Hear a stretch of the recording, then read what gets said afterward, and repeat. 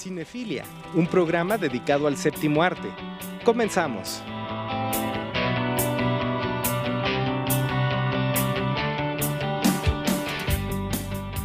Todas las voces. ¿Qué tal? Bienvenidos a otro programa de Cinefilia, pasión por el cine. Yo soy Artemisa Moncada. Y yo soy Carlos Manuel Cruz Mesa. Y primero saludamos a toda la gente que nos escucha en Álamo a través de la voz de la Huasteca en el 90.7 de FM. En Papantla a través de la voz del Totonacapan en el 90.3 de FM. Y en Tlacotalpan a través de Viva la Cuenca en el 93.7 de FM. Nuestras redes sociales de Conexión Veracruz, en Facebook es Conexión Veracruz Radio y en Twitter @Radio Conexión B.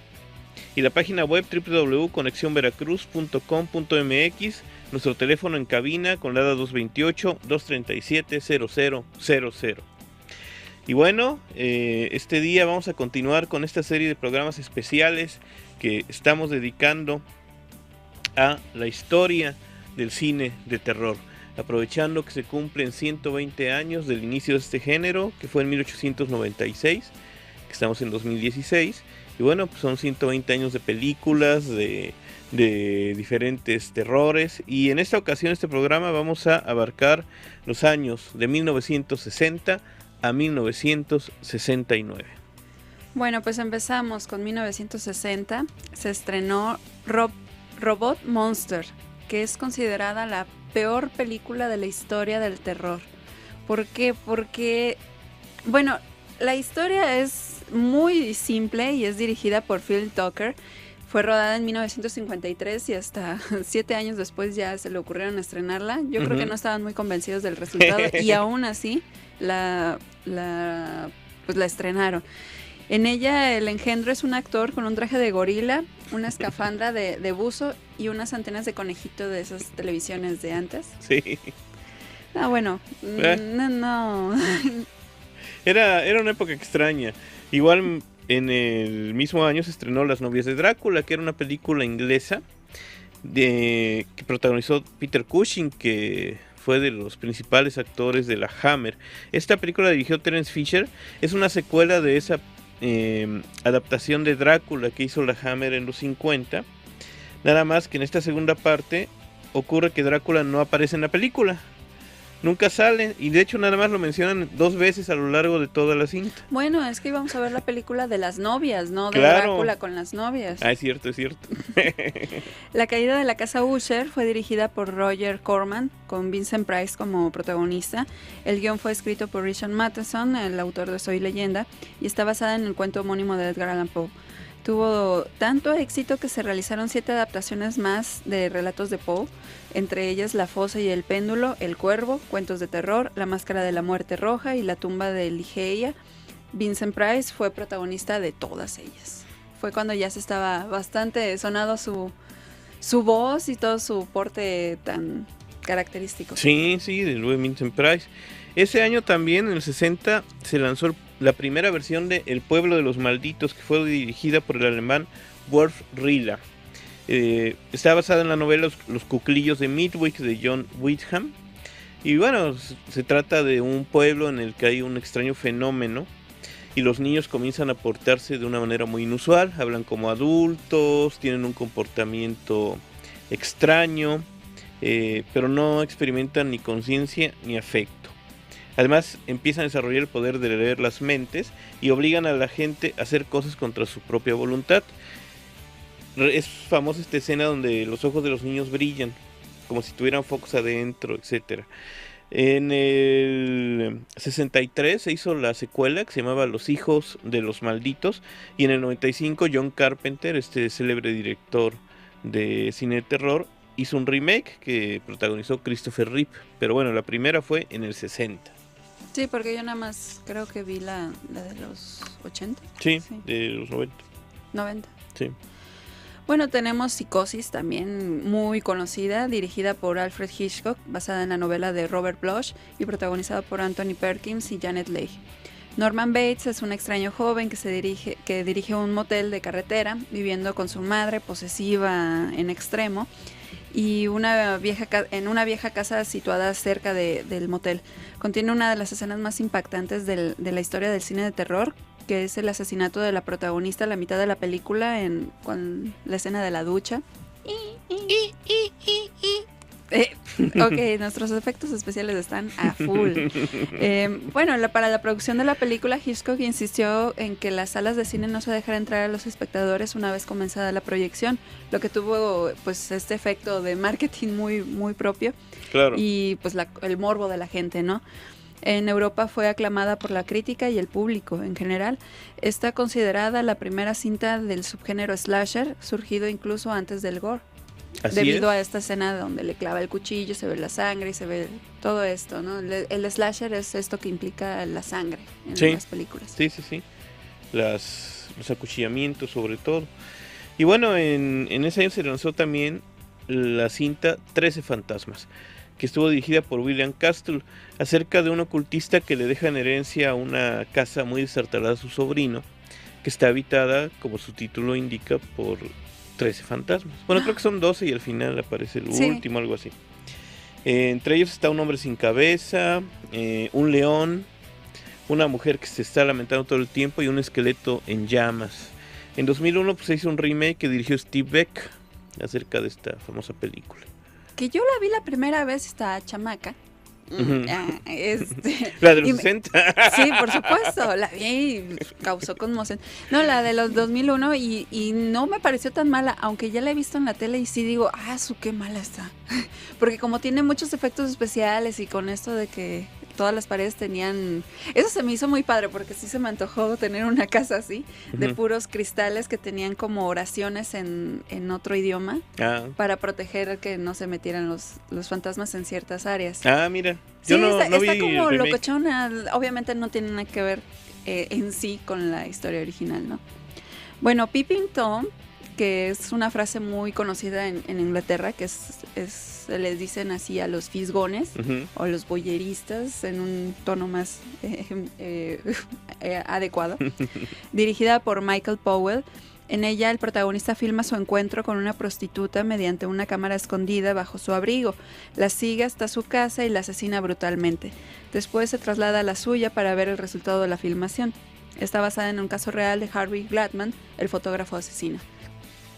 Y estamos hablando de 1960. Sí, que estaba como de moda este tipo de películas, ¿no? Psicosis, Peeping Tom. Nos movemos de todo lo que estábamos viendo anteriormente en los programas anteriores, que era de monstruos, de cosas sobrenaturales y demás, pero ahora ya nos damos cuenta de que lo que te daba miedo también eran las personas, ¿no? Claro. Tanto de las personas que eran muy tímidas y que escondían una mente maquiavélica o retorcida, como puede ser en Psicosis, o en Peeping Tom, ¿no? Claro. Ese año también Mario Bava, que es el famoso cineasta italiano, filmó La Máscara del Demonio, que es su primer largometraje e inauguró toda esta cauda de películas de ese país sobre horror. Es una cinta que se desarrolla en la Edad Media, cuando la Inquisición rusa apresa a una bruja y a su amante, y bueno, les ponen una máscara con púas por dentro, los obligan a eso, y luego los matan. Entonces, siglos más tarde, la bruja y el amante vuelven a la vida cuando sus ataúdes son profanados y les quitan la máscara a las calaveras. Y bueno, pues se dedican a matar y a vengarse. Ese mismo año, Higoku, que significa infierno, de Nobuo Nagakawa, inicia el llamado G-Horror, que es todas estas películas de terror japonesas con temas alejados del kaiju, que lo habíamos mencionado anteriormente, las películas sobre monstruos gigantes estilo Godzilla. En esta película incluye espíritus femeninos malvados y vengativos. Que tienen el cabello largo y visten de blanco desde entonces, ya parecían, ¿sí? Donde el alma de un joven es arrastrada al infierno. Se muestra con lujo de detalles las torturas a las que son sometidas las almas, entre ellas ser cerradas por demonios, beber de un lago de pus o ser hervidas en sangre. Pues sí, lo normal, lo que pasa en el infierno. Lo que pasa en el infierno, ¿no? Sí. El talento de los japoneses para la crueldad ya era famoso desde los años 60. Ya se estaba perfilando a tener su Sí. lugar. Al año siguiente, en 1961, se lanzó Los Inocentes, que era una película inglesa que dirigió Jack Clayton, basada en la novela Otra Vuelta de Tuerca de Henry James, en la cual, bueno, una institutriz va a una mansión inglesa del siglo XIX a cuidar a dos niños, dos hermanitos, un niño y una niña, y se obsesiona con la aparente presencia de dos espectros que dan mensajes, y ella cree que los niños están involucrados con los fantasmas. Entonces llega el momento en el que, bueno, toda esta obsesión suya conduce a un trágico desenlace. Y hay que mencionar, bueno, que la película está además llena de escenas sexuales muy sutiles, pero muy escalofriantes entre la nana y los hermanos a los que cuida, entre estos niños, que además se nos da a entender pues que son malignos también. Sí, Es muy una buena gran la película. película. Es una muy buena novela y creo que llevada al cine fue una situación bastante difícil porque en el libro evidentemente hay otro lenguaje, Claro. pero creo que lo hicieron con gran maestría. De hecho hay una escena que me encanta, la del cuando está cierta persona viendo por la ventana. Ujú. Y que tú dices, es que esto no necesitas ver un monstruo todo lleno de sangre o un zombie, ¿no? O sea, Claro. realmente te das cuenta de que ciertos lenguajes y ritmos te van generando más suspenso y más terror que ver el monstruo, ¿no? Sí. Bueno, pues Gorgo es una película inglesa dirigida por Eugene Lowry. Quería hacer un homenaje para Godzilla, pero bueno, Ujú. Gorgo es un monstruo gigante, una especie de dragón que destruye Londres. Originalmente iba a atacar a Australia, pero pues el director dijo, ¿a quién le va a importar que destruyamos Australia? Así lo dijo. Entonces, pues se fueron a Inglaterra. Y bueno, otra cinta de monstruos gigantes de ese año fue Reptilicus, que dirigió Sidney Pink. Sí. Que eso Que ya era- creo que ya era como un poco la nostalgia que había dejado un poco el que ya no había monstruos gigantes, pero pues Sí, ya no, ya hubo una nadie década los para pelaba. eso. Ya no los pelaba y estos ya eran como malitos. Igual que el año siguiente, en el 62, pues se lanzó otra de monstruos gigantes, que era King Kong contra Godzilla, que dirigió Hiro Honda, el director de la película original de Godzilla. Esta es la tercera de las películas donde aparece Godzilla y la tercera de las películas donde aparece King Kong. Y es además la primera donde, bueno, se encuentran, se enfrentan y se dan de trancazos. Y además es la primera en color de los dos personajes.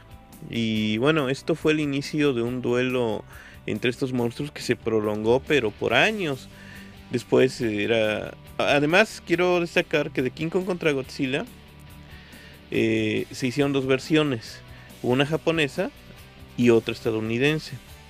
En la japonesa ganaba Godzilla y en la estadounidense Ay, no ganaba puede King ser. Kong. Sí, no eran exactamente... Bueno, eran la misma trama, pero había un ganador distinto. Y además, la de Estados Unidos se llamaba King Kong contra Godzilla y la japonesa era Godzilla contra King Kong.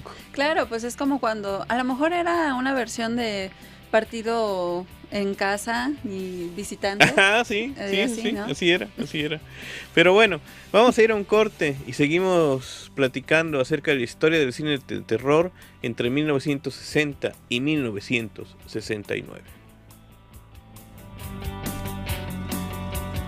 No le cambies, en un momento más seguiremos hablando de más films. Cinefilia, volvemos.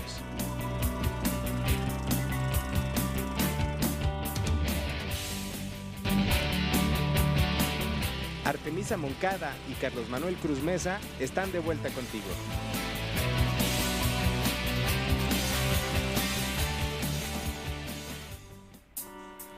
Seguimos aquí en Cinefilia, pasión por el cine, hablando de la historia del cine de terror. Y bueno, pues estamos entre 1960 y 1969. Y bueno, continuamos con 1962. El Carnaval de las Almas es un filme estadounidense dirigido por Herb Harvey. Se basa en un cuento de Lucille Fletcher, que además fue adaptado en la serie original de Dimensión Desconocida y retoma para la película Creepshow 2. En esta historia es de una mujer que viaja en un coche y es atormentada por un autoestopista al que le va haciendo dedito arriba de haciéndole la parada, que aparece una y otra vez a lo largo de la carretera. Hoy se ha vuelto una película de culto y que influyó en directores como George Romero y David Lynch. Pues sí, es una... Que bueno, ya aquí ya nos vamos a dar cuenta de todo lo que es como el bagaje cultural que traen muchísimos directores famosos de los 80. Claro, sí, por supuesto. Porque todo esto es lo que ya venían ellos viendo desde chamacos y demás, ¿no? Sí, lo que influyó en las películas que para nosotros fueron las clásicas, ¿no? Las de los 70, los 80 y los 90. Uh-huh. Ese año también, en el 62, se lanzó ¿Qué le pasó a Baby Jane? Que dirigió Robert Aldrich y contó con 2 estrellas de la era dorada de Hollywood, que ya todos pensaron que iban de salida, pero esta película las trajo de vuelta de la tumba casi, que eran Bette Davis y Joan Crawford. Bueno, ellas eran enemigas en la vida real y durante el rodaje se hicieron muchas diabluras una a la otra. Sí. Por ejemplo, en la escena de los golpes, pues Bette Davis realmente le pegó a Joan Crawford en la cabeza y tuvieron que darle puntos incluso. Y creo que todo era por el asunto de un hombre. Pues no sé. Sí, creo que lo primero fue eso, ya después es porque me cae gorda. Claro. Cuando Bette Davis tenía que arrastrar a Joan Crawford, Joan Crawford se puso pesas en los bolsillos para que su cuerpo fuera muy... Pues sí, para que se lastimara la espalda por el peso. Además, bueno, Bette Davis se negó a quitarse el maquillaje después de cada filmación, después de cada día de rodaje. Se lo iba dejando para que se fuera viendo cada vez más ajada y más tétrica a medida que el personaje pues va perdiendo la razón.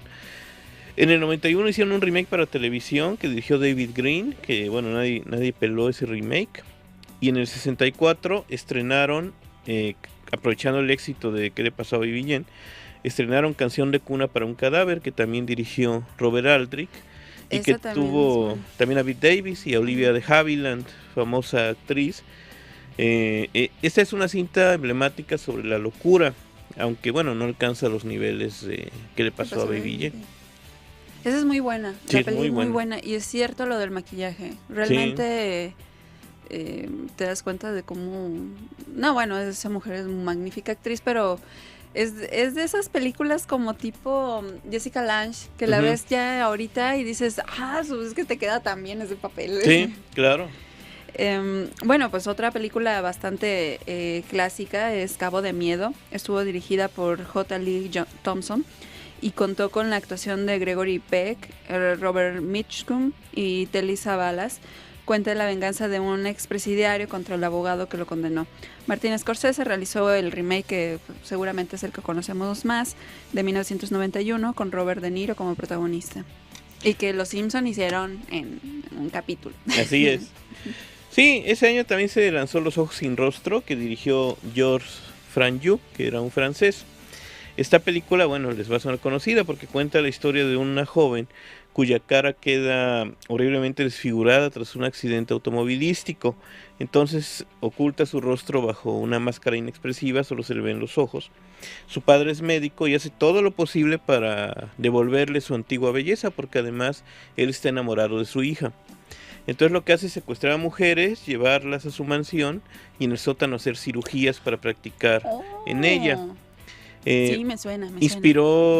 Bueno, la máscara inspiró al Michael Myers de la película Halloween del 78, y esta cinta inspiró a su vez La piel que habito es de Almodóvar, ¿no? Sí. La película de Almodóvar de 2011. A mí no me gusta. Sí. Y bueno, otra que tenía que ver con este asunto mutilatorio y de cirugías y eso, y de experimentos por parte de científicos, era La cabeza que no podía morir, de ese mismo año, que dirigió Joseph Green, acerca de un científico que experimenta con partes humanas y las mantiene con vidas separadas del resto del cuerpo. O sea, la cabeza está ahí. Ahí está. Sí, está la cabeza y están las piernas. Que esa idea seguramente pues no se había visto antes, pero ya ahorita lo hemos visto en múltiples ocasiones, ¿no? Sí. Una cabeza parlante. Esa yo la vi de niño en el cine. Aquí reestrenaban todas esas películas y en español le pusieron Congelados o Los muertos congelados. Me acuerdo de las escenas de las cabezas así, empezaban a hablar y están otras como en frasquitos y había brazos que se movían. Sí, se movían los brazos, se movían las piernas y todo. Y el científico, para variar, era como una especie de Dr. Mengele, que es como el que da origen a todos los científicos locos de las películas de terror. Y eran guapos. Y eran guapos. Bueno, El ángel exterminador Estuvo dirigida por Luis Buñuel e interpretada por Silvia Pinal y Claudio Brook.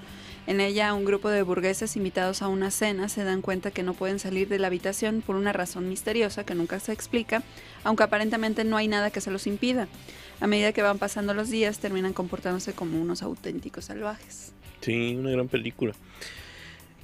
Mexicana además, El Ángel Exterminador, de la época mexicana de Buñuel.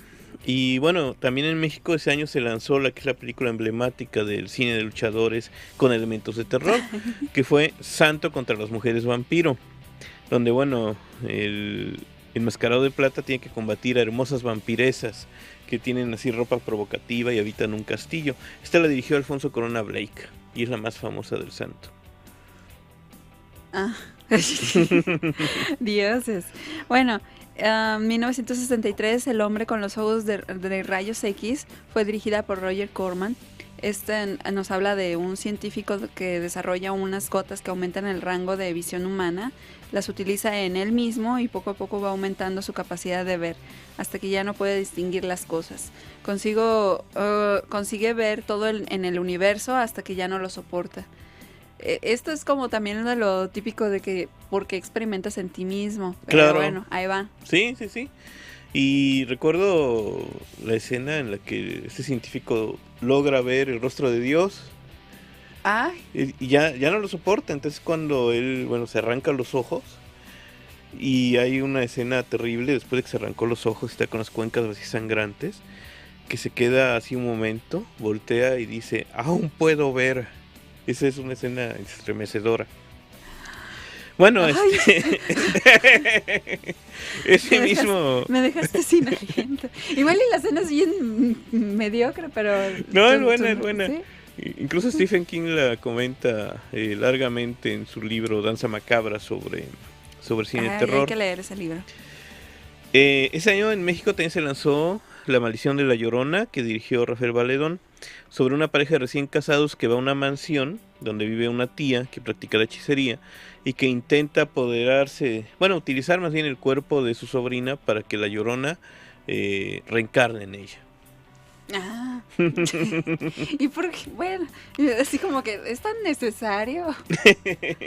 Festival Sangriento estuvo dirigida por Herschel Gordon Lewis y es considerada la primera película de su género gore, haciendo gala de muertes extremadamente gráficas, abundancia de sangre y tripas. Todas las víctimas son bellas mujeres a las cuales se les amputan extremidades. Un cocinero egipcio utiliza los miembros para venderlos sabrosamente sancochados y cocinados dentro del menú que ofrece en su restaurante. ¡Uy, qué rico!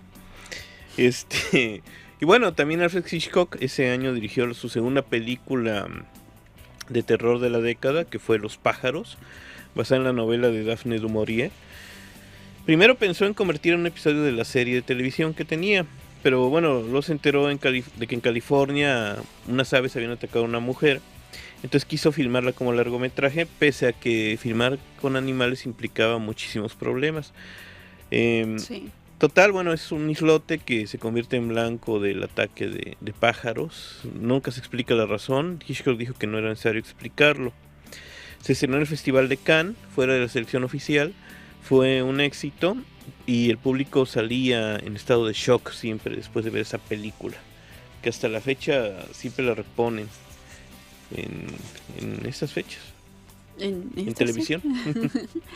En 1964, La Górgona fue una cinta inglesa dirigida por Terence Fisher para la Hammer. Está protagonizada por Peter Cushing y Christopher Lee. Es una de las pocas ocasiones en que se utilizó la mitología griega para hacer cine de terror. En un pueblo alemán, la última de las górgonas acostumbra a convertir a la gente en piedra durante las noches de luna llena. Una película japonesa, de lo que decía hace rato del G-Horror, fue Onibaba, el mito del sexo, que dirigió Kaneto Shindo, y que es sobre dos mujeres, que es nuera y suegra, que se dedican a secuestrar a soldados en los campos de arroz, los seducen y después los matan, los despojan de su armamento y lo venden en el mercado negro. Pues eso es lo que pasa hoy en día. ¿Sí? Sí. El último hombre sobre la tierra es la historia de, pues, Bueno, es básicamente Soy Leyenda, pero llevada al cine, que es cuenta con la dirección de Ubaldo Ragone y Sidney Salkov, protagonizada por Vincent Price. Y bueno, en ella nos habla sobre este sobreviviente que vive en un mundo post-apocalíptico. Debe esconderse de los vampiros que se han convertido en la mayoría de la raza humana, exterminándolos durante el día. Bueno, yo ya he dicho varias veces que no vean la de Will Smith, pero pues mejor véanla si quieren y vean esta y lean el libro y ya luego y vean la versión de los 70, de la que hablaremos en el siguiente programa. Claro. Pero creo que esta es como la que más se esta es la apega más apegada al libro. Sí. Me gusta. Sí, es buena, es la mejor de todas. Y bueno, en 1965 Roman Polanski lanzó Repulsión, que estaba protagonizada por Catherine Deneuve, esta actriz francesa.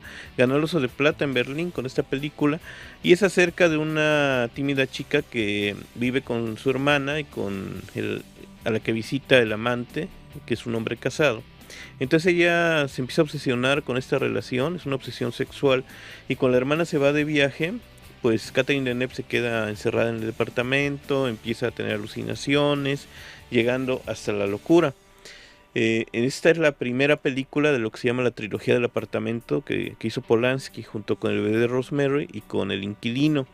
Y además es la primera en la que se escucha el orgasmo real de una mujer. La primera cinta en la que se grabó un orgasmo real. Y bueno, aquí el terror no viene del exterior, sino de la mente de los protagonistas. Y bueno, con esta con este dato curioso, placentero, vamos a ir a un corte y regresamos para seguir hablando de la historia del cine de terror. No le cambies, en un momento más seguiremos hablando de más films. Cinefilia, volvemos.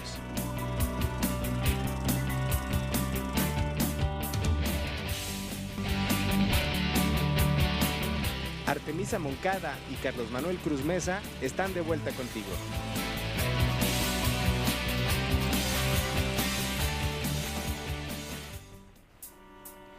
Seguimos aquí en Cinefilia, pasión por el cine, hablando de la historia del cine de terror entre 1960 y 1969. Y bueno, tenemos en 1965 la película Incubus, que fue dirigida por Leslie Stevens y es el segundo largometraje con diálogos completamente en esperanto. Bueno, les cuento, en una aldea se halla un antiguo pozo cuyas aguas son curativas y rejuvenecedoras, pero se encuentran rodeadas de incubus y sucubus, demonios en forma de hombres y mujeres jóvenes y muy atractivos que ejercen ritos sexuales demoníacos. La película fue muy criticada porque los actores pronunciaban muy mal el esperanto. Sobre esta cinta existe una leyenda negra. Tras el rodaje, la actriz Anne Atman se suicidó. El actor Milos mató a su novia y luego se suicidó. Y la actriz Eloise Hart atravesó una tragedia familiar. Su hija fue raptada y luego asesinada. La propia película desapareció durante muchos años, el máster se quemó en un laboratorio y las copias existentes se estropearon. Pero bueno, el productor Anthony Taylor buscó durante 30 años alguna copia, hasta que en 1996 se encontró una en el archivo de la Cinemateca Francesa, solo que entonces pudo ser restaurada en 2001 y editada en DVD. Pues bastante trágica la historia de esta filmación. Sí, una auténtica película maldita. Un día que sea un programa especial sobre eso, sobre las películas malditas. Claro. Sí, que casi todas son de terror. Pues es que eso es como que también se prestan, ¿no? Se ponen de pechito. Sí. Y bueno, Incubus tiene otra versión, ¿no? Pues no es exactamente otra versión, es como una película inspirada en esto, pero ya es de los 80. Que es sobre esto de los incubus y los sucubus. Sí. Ya hablaremos de ella con ellos de los 80. También hay que hablar de los demonios. Sí, es que hay también mucho cine de demonios. Sí, hay hasta abundantes libros sobre la presencia del demonio en el cine. Desde el origen del cine hasta la actualidad, el demonio es como los grandes protagonistas. Como son los vampiros, son los fantasmas sobre todo, ¿no? Y bueno, hablando de vampiros, en el 66 se lanzó la tercera película de Drácula, que se llamaba Drácula, el príncipe de las tinieblas, y ese sobrenombre se le quedó hasta la actualidad. También producida por la Hammer, esta casa productora que retomó la estafeta de la Universal en cuanto a los monstruos clásicos. La protagonizó Christopher Lee. Fue la última que dirigió Terence Fisher. Y en esta película Drácula aparece, pero no pronuncia una sola palabra en toda la película. Y solo aparece en 5 escenas. O sea, Drácula... Pero ahí es cuando Christopher Lee ya estaba hasta el gorro de eso, ¿no? Pues no, todavía se aventó otras 7 películas de Drácula con la Hammer. Sí. Sí, fueron 10 en total, esta era la tercera. Las 7, bueno, pues ya ni siquiera son dignas de mención, más que como decir hubo otras 7. Una era el estilo James Bond. Sí, con musiquita y todo, Sí. como de detectives. Donde Drácula combate a un agente secreto y él mismo es una especie de agente secreto. Había otras ya de plano, la última, que es Drácula y el hijo de Drácula, o algo así, que ya es francesa además, con Christopher Lee. Es ya una comedia. Ya no tiene que ver con el Drácula terrorífico. En fin. Bueno, pues ya al final terminaron los vampiros siendo una comedia. Pero pues en 1967, La danza de los vampiros fue la primera película en color rodada por Roman Polanski, quien además la protagonizó. Es una comedia de horror donde aparece su esposa Sharon Tate en uno de sus desnudos más memorables. Esta hermosa mujer que murió asesinada. Murió asesinada al año siguiente, en el 68, por Charles Manson, el famoso gurú. Y bueno, esto se conecta también con otra de las películas de Polanski del 68 precisamente, que fue El bebé de Rosemary, basada en la novela de Ira Levin y que protagonizó Mia Farrow, acerca de un joven matrimonio que se muda a un departamento en Nueva York. Y bueno, ella es violada por el demonio, queda embarazada de él, con el apoyo de una extraña secta de ancianos, que son además sus vecinos. ¿Una cofradía? Una cofradía. Esta película, bueno, se rodó en el siniestro edificio Dakota de Nueva York, frente a Central Park, el mismo donde John Lennon fue asesinado 12 años después. Polanski, bueno, no quería que se viera... ¿Cuánto estará la renta ese departamento? Imagínate. Sigue siendo Yoko Ono, creo. ¿Sí? Sí, porque era propiedad. Polanski no quería que se viera el bebé, ¿no? Él decía, si no se ve, es mayor impacto, pero lo estuvieron duro y friega sus asistentes, y le dijeron que siempre se debía mostrar al monstruo. Entonces él lo que accedió fue a enseñar solamente los ojos. En el 76, bueno, se hizo una miniserie para televisión que se llamó ¿Qué pasó con el bebé de Rosemary? Que era como una continuación. Se llamaba Adrián. Ajá, creo que sí se llamaba Adrián. Y bueno, se retomaron algunos personajes en esta serie, y luego en el 2014 se hizo una miniserie remake donde Rosemary es una negra, que es Ah, sí, ¿cómo se sí, llama? sí. Pues es bueno, no me acuerdo el nombre de No la me chava. acuerdo. Salen varios famosillos de medio. Sí. Bueno, y en la caricatura de Ugly Americans, la protagonista es la hija de Rosemary. Que entonces no sé qué pasó, porque pues era niño y acabó siendo una niña. No, pero bueno. Es que es Mia Farrow. Es como Ajá. si fuera la versión real de lo que pasó. Ajá. Que Mia Farrow se embaraza del demonio y Sí. tiene a Cali, que es una mitad demonio, mitad humana. Sí. Pero todo con una comedia súper negra y bastante buena. Sí. Bueno, otra película que es todo un clásico también, La noche de los muertos vivientes, dirigida por George Romero, y se convirtió en una película emblemática del cine sobre zombies. La trama se centra en un grupo de personas que se refugian en una granja luego de que los muertos comienzan a cobrar vida. Una película en blanco y negro, además. Sí, cuando ya estaban en color, él prefirió hacerla en blanco y negro todavía. Blanco y negro, una gran cinta sobre zombies. Y bueno... Donde el negro no se muere. No, si se muere al final. Sí se muere, pero se vuelve... No se muere ni en los primeros 10 minutos como ahora es un clásico. Y es como un héroe. Sí. Pues sí, es el héroe. Y bueno, en ese año también se lanzó una película clásica mexicana que es El libro de piedra, que dirigió Carlos Enrique Taboada, quizás el director de cine de terror de esa época más famoso, que hizo 4 títulos fundamentales. Este fue uno de ellos, que está centrado en la figura de Hugo, que es una antigua estatua de piedra que está en un jardín, y un niño representando a un niño, y se asegura que tiene vida propia. Del libro de piedra se hizo un remake en 2009. Sí, al igual que también tiene su remake, pero se estrenó originalmente en 1968. Taboada filmó Hasta el viento tiene miedo, que trata sobre un internado para señoritas donde se aparece un fantasma de una exalumna suicida atormentando a las nuevas chicas. Se rodó este remake del que hablamos en 2007 y se acentuaban los aspectos lésbicos de la historia. Sí.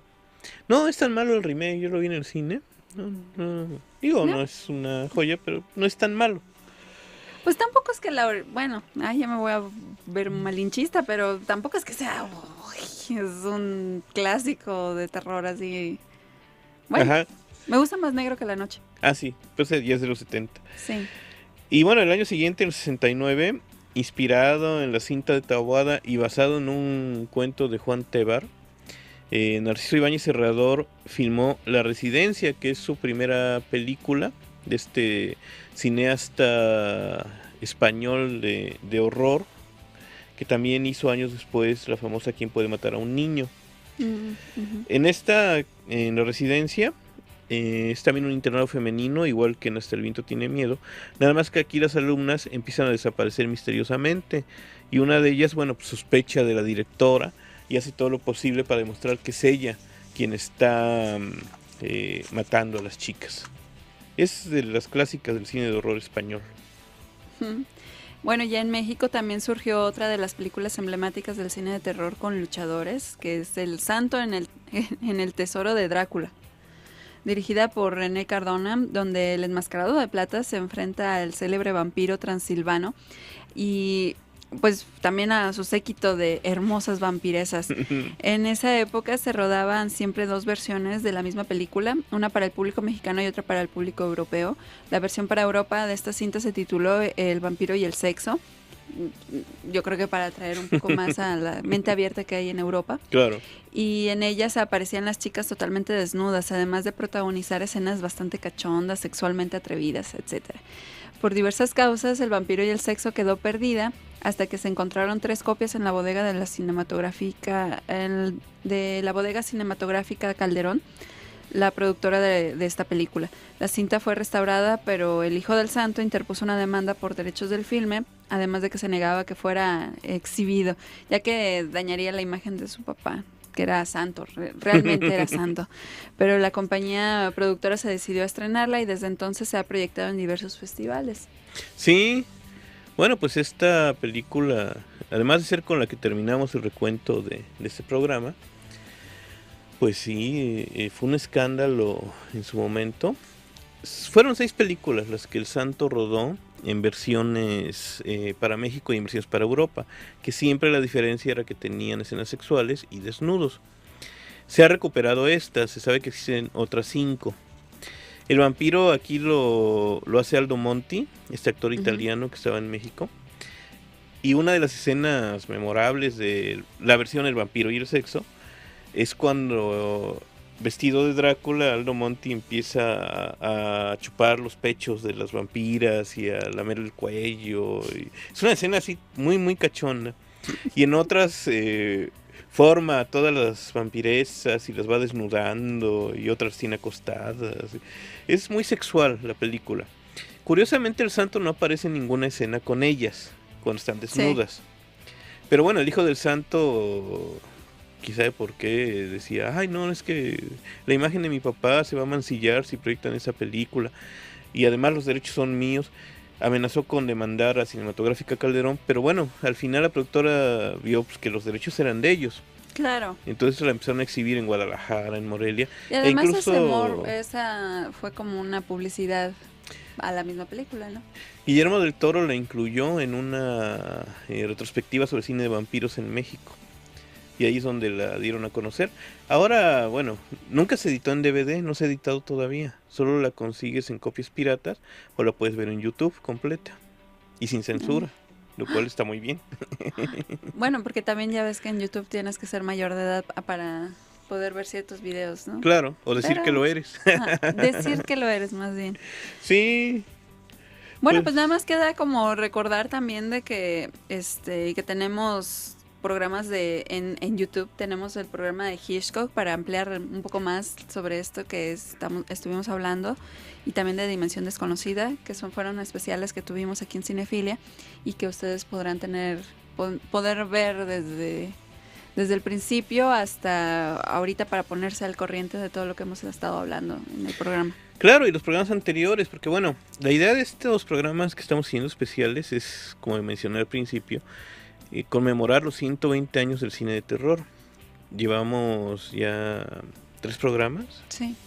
Es el tercero. Comenzamos en 1896, ¿no? Con el origen del cine, todos los monstruos de la Universal, Drácula, el Hombre Lobo, Frankenstein. El segundo fue básicamente los 50, los monstruos gigantes, que claro, platicamos ya abundantemente sobre ellos, el género kaiju, etcétera. La obsesión por la energía atómica. Y en los 60 ya vemos que, bueno, entran, como decías hace un rato, Artemisa, los asesinos. El monstruo ya no es el vampiro, ya no es el insecto gigante, ahora es el otro, ¿no? El que va a venir a tu casa, quizás a cuchillarte, etcétera. El diablo está muy presente en esta década también, la figura del demonio. Claro, a mí me da la impresión de que ya es cuando empezamos a ver, ahorita ya en los 60s, Uh-huh. Esta relación un poco más abierta, por así decirlo, con el sexo, la sexualidad en general, pero de un modo retorcido. Sí, cierto. Por ser amoral. Claro. Por ser fuera de matrimonio o lo que sea, ¿no? Vemos como un poco de condena hacia eso. O simplemente la mostrarlo en pantalla, ¿no? También el asunto de que el terror le sucede a los adolescentes. Uh-huh. Antes era un asunto más como de adultos que tenían que luchar contra el enemigo, ¿no? O sea, contra el mal. Hablamos de un padre, hablamos de un científico, además. Ahora ya es un asunto también de chavos. O sea, es un asunto más como pues, vemos que hay varias películas en donde están involucrados unas señoritas, o se va volviendo un poco más sensual esa parte, ¿no? De que los protagonistas tienen que ser jóvenes y bellos. Sí, y bueno, es también la época en la que surgen las películas de terror de adolescentes monstruosos, que casi todas son comedias, por eso no las mencionamos, pero bueno, así a la limón recuerdo, por ejemplo, Yo fui un joven Frankenstein adolescente, Yo fui un hombre lobo adolescente, Ajá. Yo fui un vampiro adolescente. Entonces todas eran Yo fui algo adolescente. Y un adolescente se convertía en un monstruo, los demás lo combatían o trataban de salvarlo. Había mucho rock and roll, Sí, había sí. chicas, bailes de graduación, todo el imaginario de las películas estadounidenses para jóvenes. Lo que mencionas es muy importante, como en la década de los 60 es muy marcado que la sexualidad llega al horror, al cine de terror. Los desnudos, el sexo extraño, el sexo con demonios, el sexo con monstruos, los embarazos terroríficos. Que al fin y al cabo son como no deseados, ¿no? Claro. Y bueno, lo que estamos viendo del santo, ¿no? También este asunto de explicitar tanto el desnudo como el sexo, incluso en películas mexicanas y en películas que eran familiares, como las de los luchadores. Y va a dar origen a lo que en los 70 va a ser el fenómeno también de los niños monstruosos y de los asesinos y de otras cosas que, bueno, eso ya lo platicaremos en el programa siguiente, cuando veamos los 70. Pero bueno, los 60 es el gran puente entre el viejo horror, que hasta cierto punto era todavía muy moralista, y el nuevo cine de terror, ¿no? Que empieza... Que tal vez se deba, además de que pues estamos abarcando 68, 69, 70, 71, 72, 73. Esos años fueron como muy emblemáticos y muy fuertes y muy cruciales para la época. El Uh-huh. contexto general mundial era que no querías ver el mismo terror que veían tus padres. Claro. No querías ver problemáticas ya aparentemente pueriles, que era de que Drácula o el monstruo te estuviera ahí atacando, ¿no? Y además, viéndolo de una forma así cínica, pues sí se veía bastante burlón el salir corriendo y la cosa ahí atrás de ti, ¿no? Uh-huh. por eso yo creo que ya se fue perfeccionando un poco más este tipo de terror en donde vemos al mal como vestido como tú o yo, ¿no? De personas comunes y corrientes que les pasan cosas extraordinarias. Claro. Y además las películas en los 60, las películas de terror, estuvieron dominadas por directores muy conocidos. Hitchcock con Psicosis, con Los pájaros, Polanski con El bebé de Rosemary, con Danza de los vampiros, con Repulsión. Directores que en sí mismos también encerraban un lado oscuro muy fuerte. Hitchcock acosando a sus actrices. Sí. Polanski, bueno, además de casado con Sharon Tate, quien iba a ser asesinada en esa misma década, pues con sus asuntos posteriores de abuso sexual de una niña, etcétera, y su obsesión por los temas sobrenaturales y por el lado maligno del ser humano, ¿no? Las películas más importantes de los 60 son de este tipo de directores. Sí.